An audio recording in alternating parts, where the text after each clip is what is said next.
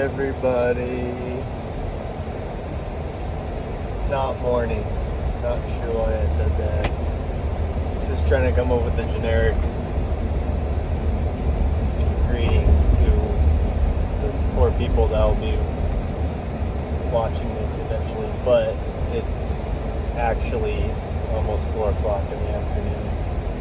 And volleyball's been done for a week now. We lost in the quarterfinals on 1 week ago today, and that was a long day. And losing and then having to make a 3-hour drive home late at night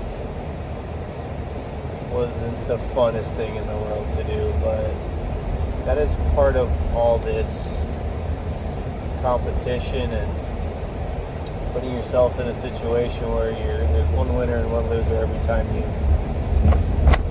you play. And it's always easier when you lose at home, because my ride home is about 2 minutes. It's a long 2 minutes, but not as long as 3 hours feels. And we got beat, and reflecting on it the last week, I know there's a lot of things I could have done as a coach that I think would have maybe put us in a better position to win. And I think one of them was not going down there all disjointed. And what I mean by that is we didn't all go in a Airbus together. I took about 7 kids, and then the rest were scattered amongst parent drivers, and my 4 seniors all were separately with their parents. And I know that in a perfect world we could all go down together and money's not an issue, and that would have been one thing that could have helped us out, or maybe it would have made it worse. But one kid was going down to a college near the high school that he's going for like a walk around day of the potential college. So he is going to be down there, and I just felt like we all showed up relatively at the same time, but we were all not mentally there at the same time, if that makes any sense. Our previous match, like 3 days before, was at home, and we all got there around the same time, and it was a Saturday, and they all just got to sleep in their own beds and come. But I felt like we were more mentally just on the same page. So I guess I should just eat the $1,800. I should have just went for it. It's just money, and paid for the bus. Although I feel like I made some decisions this season that would save us money for the future, and I had been paying for some pretty luxurious stuff in a high school volleyball season for quite a few years now, and I felt like I was due for a slowed season up financially. And I mean, having said that, the fundraising we did, we covered our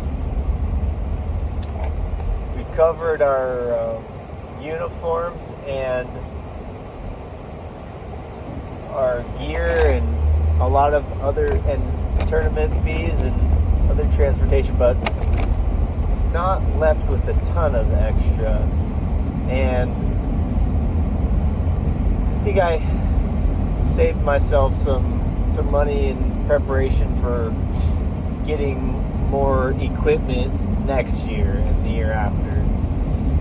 So yes, that's definitely one thing I think that was my fault, was we probably should all travel together and gotten together in the same headspace. I think that could have helped. And another thing I noticed is I relied too much on the starters this year. So much that by the beginning of May, I think they were just mentally exhausted from playing so much volleyball. Not that they ever said very often that they didn't want to play. Pretty much only one of them ever would say, and I could tell it looked like his knees and his ankles and his body was needing that rest. But the other three never really gave me the inclination that they needed a break physically, but I think mentally they could have.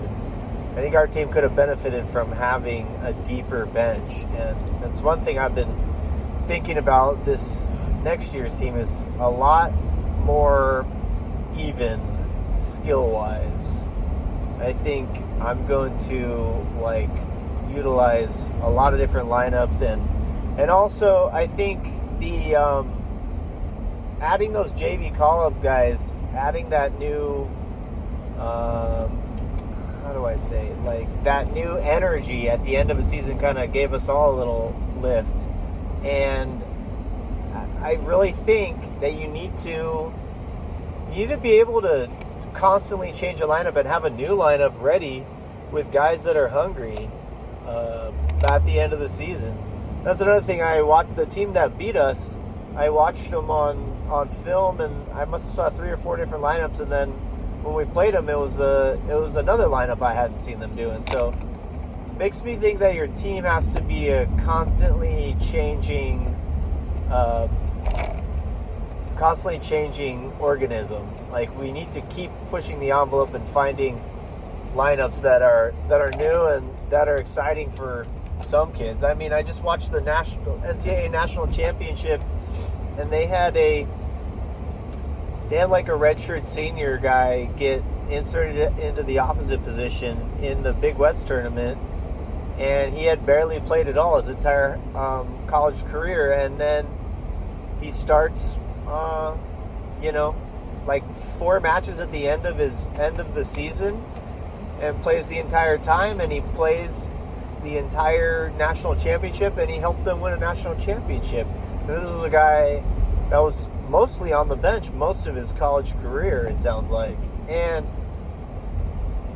I know that's a far cry from what I'm talking about, but I think I got to keep chasing the rabbit of having a team that's excited to be out there. And once kids I think I let my starters get too comfortable and they stopped working hard and trying to get better.